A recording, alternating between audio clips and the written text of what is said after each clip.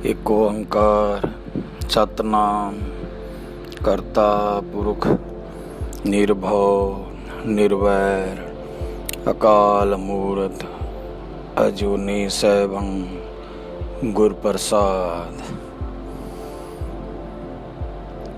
सोरठ भगत रविदास जी दा शब्द है। चम रटा गांठ ना जन्नी लोग गठावे पनहि। चमरटा गांठ ना जन्नी लोग गठावे पनहि। गुरु रविदास कहते ने मैं गरीब चमार हाँ, गणना नहीं जानदा पर जगत दे जीव आपो अपनी जुत्ती गंढ रहे हैं। रविदास भगत ये शब्द विचाख रहे ने। ये दुनिया वाले मनुख अपने शरीर नूं ही सवारदा फिर रहा है।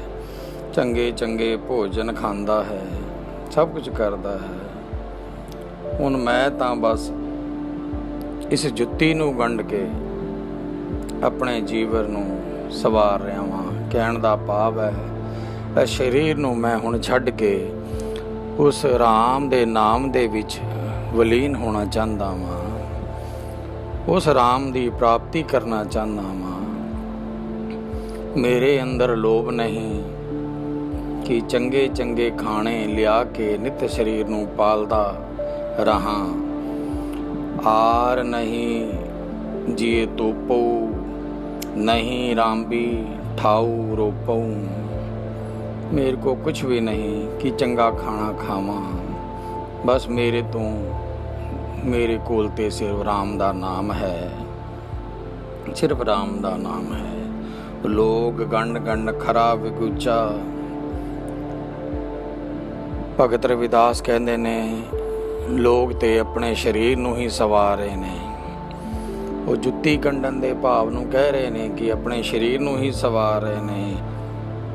लोग गंठ गंठ खरा विकूचा, आओ बिन गांठे जाए पहुँचा। रविदास जपे राम नामा, मोह जम सू नहीं कामा। मेरा होर किसे काम विच जी नहीं करदा। मैं ते सिर्फ राम दा नाम ही जपना चाहता वां। मनुख अपने शरीर नूं प्यार करता है और खाण पीण दे विच ही अपना जीवन व्यतीत कर रहा है। बई ये सोहना खा लीए, ये सोहनी रोटी बना के खा लीए, ये स्वाद दी चीज़ां खा लीए। रविदास कहते इन्हां चीज़ां ना जिवें एक चमियार जुत्ती नूं गंढ रहा है वो टुट जाती है, एवें खाण पीण नाल ये शरीर भी कमज़ोर हो जाता है। कहते जो जो दिसे सो सो रोगी। ये शरीर जिन्ना इंसान मनुख खांदा है वो शरीर दे विच रोग बनाता है। खाण पीण नाल भी रोग बनते हैं। रविदास कहते ने जगत गंढ गंढ के बहुत खुआर हो रहा है। भाव जगत दे जीव आपो अपने शरीर नूं दिन रात पालन पोषण दे आहारां लग के दुखी हो रहे हैं। मैं गंढण का काम कर रहा, मैं जुत्ती गंढदा वां। भाव अपने शरीर दे नित आहारे लगे रहन नूं छड्ड के खाण पीण विच ध्यान ना दे के प्रभु चरनां दे विच आपड़िया हाँ। हुण सिर्फ मैं उस राम दे नाम नाल लीन होना चाहता वां। रविदास हुण परमात्मा दा नाम सिमरदा है। रविदास मैनू रविदास नूं जमा नाल कोई वास्ता नहीं रह गया है। मैं ते सिर्फ उस राम दा नाम जपना है हूँ। जिवें जिहड़ा राम दे नाम नाल जुड़ जाता है उस नूं परमात्मा दी प्राप्ति हो जाती है। कुछ लोग भगत रविदास दा मजाक उड़ाते हुए आए। उन्होंने कह रहे असी गंगा इशनान करन जा रहे हैं। हे गुरु रविदास तू कुछ सुनेहा देना है गंगा नूं। ਗੁਰੂ ਰਵਿਦਾਸ ਨੇ ਕਿਹਾ ਮੇਰੇ ਕੋ ਕੀ ਹੈ, ਮੈਂ ਕੀ ਦਵਾਂ।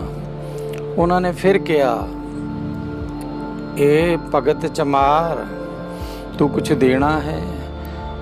ਭਗਤ ਦਾ ਉਸ ਗੁਰੂ ਦਾ ਮਜ਼ਾਕ ਉਡਾਉਣ ਲਈ ਉਹ ਬਾਰ-ਬਾਰ ਉਸ ਨੂੰ ਕਹਿੰਦੇ ਰਹੇ। ਰਵਿਦਾਸ ਕੋ ਤੇ ਕੁਛ ਨਹੀਂ ਸੀ। ਉਸਨੇ ਇੱਕ ਲੋਹੇ ਦਾ ਕੜਾ ਸੀ, ਉਹ ਚੁੱਕ ਕੇ ਦੇ ਦਿੱਤਾ। ਇਹ ਗੰਗਾ ਮਾਤਾ ਨੂੰ ਮੇਰੀ ਤਰਫੋਂ ਦੇ ਦੇਣਾ। ਕਹਿਣਾ ਚਮਿਆਰ ਰਵਿਦਾਸ ਨੇ ਦਿੱਤਾ ਹੈ। ਉਹ ਲੈ ਕੇ ਚਲੇ ਗਏ। ਜਦ ਗੰਗਾ ਦੇ ਕਿਨਾਰੇ ਉਹ ਪਹੁੰਚੇ, ਸਾਰੇ ਕੁਛ ਦਿਨਾਂ ਦਾ ਸਫ਼ਰ ਕਰਕੇ ਸਾਰਿਆਂ ਨੇ ਆਪਣੀ ਆਪਣੀ ਜਿਹੜੀ ਵੀ ਵਸਤੂਆਂ ਸੀ ਉਹਨਾਂ ਕੋਲ ਸੋਨੇ ਦੀਆਂ, ਚਾਂਦੀ ਦੀਆਂ, ਬੜੇ ਬੜੇ ਉਪਹਾਰ ਗੰਗਾ ਨੂੰ ਅਰਪਣ ਕੀਤੇ। ਪਰ ਸਾਰਿਆਂ ਨੇ ਮਜ਼ਾਕ ਉਡਾਉਂਦੇ ਹੋਏ ਕਿਹਾ ਉਸ ਸਮਿਆਰ ਦਾ ਵੀ ਗੰਗਾ ਨੂੰ ਦੇ ਦਿਓ ਬਈ, ਕਿਤੇ ਉਹ ਕਵੇ ਨਾ ਕਿ ਮੇਰਾ ਗੰਗਾ ਨੂੰ ਭੇਟ ਨਹੀਂ ਦਿੱਤੀ। ਦੇਖੋ ਇੱਥੇ ਵੀ ਮਜ਼ਾਕ ਉਡਾ ਰਹੇ ਨੇ ਭਗਤ ਦਾ। ਜਿਹੜਾ ਭਗਤ ਦਾ ਮਜ਼ਾਕ ਉਡਾਉਂਦਾ ਹੈ ਉਹ ਕਦੀ ਸੁਖੀ ਨਹੀਂ ਰਹਿੰਦਾ। ਉਹਨਾਂ ਨੇ ਉਹ ਲੋਹੇ ਦਾ ਕੜਾ ਗੰਗਾ ਨਦੀ ਵਿੱਚ ਸੁੱਟ ਦਿੱਤਾ। ਛੁੱਟਿਆ। ਥੋੜੀ ਦੇਰ ਬਾਅਦ ਬਹੁਤ ਆਵਾਜ਼ ਹੋਈ, ਬੱਦਲ ਕੜਕੇ, ਗੰਗਾ ਪ੍ਰਗਟ ਹੋਈ। ਗੰਗਾ ਨੇ ਕਿਹਾ ਰੁਕ ਜਾਓ। ਜਦੋਂ ਜਾਣ ਲੱਗੇ ਗੰਗਾ ਨੇ ਕਿਹਾ ਰੁਕ ਜਾਓ, ਇਹ ਮੇਰੀ ਭੇਟ ਵੀ ਤੁਸੀਂ ਭਗਤ ਰਵਿਦਾਸ ਨੂੰ ਦੇਣਾ। ਗੰਗਾ ਨੇ ਚਮਿਆਰ ਨੇ ਕਿਹਾ ਉਸ ਨੂੰ ਕਿਹਾ ਮੇਰੇ ਪੁੱਤਰ ਨੂੰ, ਉਸ ਪਰਮਾਤਮਾ ਦੇ ਭਗਤ ਨੂੰ, ਉਸ ਗੁਰੂ ਨੂੰ ਮੇਰੀ ਇਹ ਭੇਟ ਅਰਪਣ ਕਰਨਾ। ਗੰਗਾ ਨੇ ਆਪਣਾ ਹੱਥ ਚੁੱਕ ਕੇ ਸੋਨੇ ਦਾ ਇੱਕ ਕੜਾ ਸੀ ਉਹ ਦੇ ਦਿੱਤਾ। ਇਹ ਕਿਹਾ ਇਹ ਮੇਰੇ ਪੁੱਤਰ ਭਗਤ ਰਵਿਦਾਸ ਨੂੰ ਦੇ ਦੇਣਾ।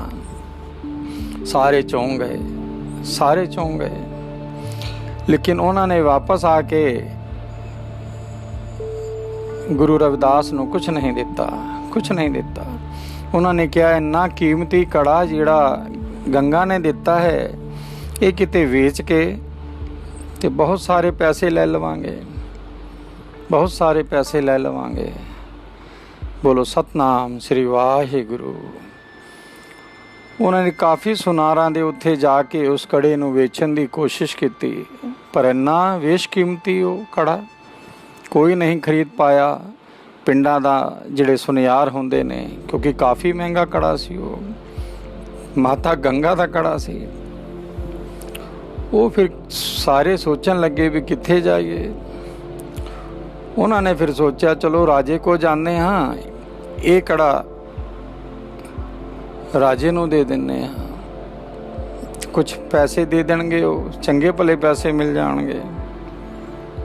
ਫਿਰ ਉਹ ਕੜਾ ਉਹਨਾਂ ਨੇ ਜਾ ਕੇ ਰਾਜਾ ਨੂੰ ਦਿਖਾਇਆ ਤੇ ਰਾਜਾ ਨੇ ਉਹ ਕੜਾ ਖਰੀਦ ਲਿਆ। ਰਾਜਾ ਨੇ ਉਹ ਕੜਾ ਆਪਣੀ ਪਤਨੀ ਨੂੰ ਦੇ ਦਿੱਤਾ, ਆਪਣੀ ਪਤਨੀ ਨੂੰ ਦੇ ਦਿੱਤਾ। ਉਸੀ ਪਤਨੀ ਨੇ ਕਿਹਾ ਵੀ ਇੱਕ ਕੜਾ ਸੋਹਣਾ ਨਹੀਂ ਲੱਗ ਰਿਹਾ। ਜਦ ਉਸਨੇ ਪਾਇਆ ਤੇ ਉਸਨੂੰ ਬਹੁਤ ਪਸੰਦ ਆਇਆ। ਉਸਨੇ ਕਿਹਾ ਇਹ ਕੜਾ ਅਗਰ ਮੇਰੇ ਕੋਲ ਦੋ ਹੁੰਦੇ।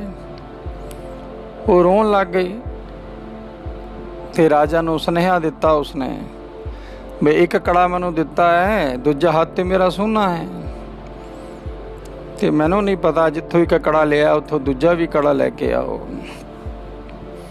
ਮੇਰੇ ਲਈ ਦੂਜਾ ਕੜਾ ਵੀ ਮੰਗਵਾਓ।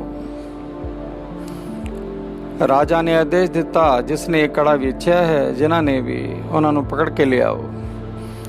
ਉਹਨਾਂ ਨੂੰ ਦਰਬਾਰ ਦੇ ਵਿੱਚ ਪਕੜ ਕੇ ਲਿਆਇਆ ਗਿਆ ਤੇ ਕਿਹਾ ਇਹ ਸੌਕਾਰ ਇਹ ਕੜਾ ਕਿੱਥੋਂ ਲਿਆਇਆ ਹੈ ਦੱਸ।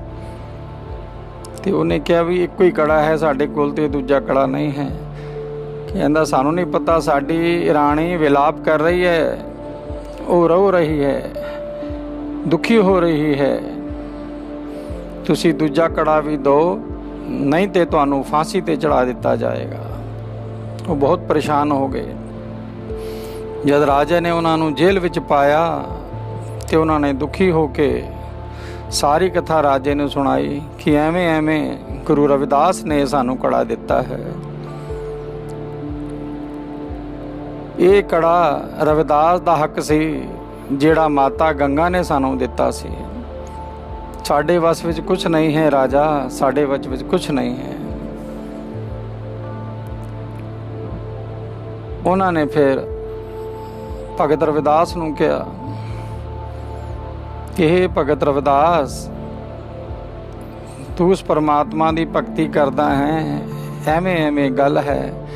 ਮੇਰੀ ਪਤਨੀ ਬਹੁਤ ਵਿਲਾਪ ਕਰ ਰਹੀ ਹੈ, ਤੂੰ ਜਾ ਕੇ ਗੰਗਾ ਨੂੰ ਕਹਿ, ਉਸ ਨੂੰ ਕਹਿ ਕਿ ਦੂਜਾ ਕੜਾ ਵੀ ਦੇ ਦੇਵੇ।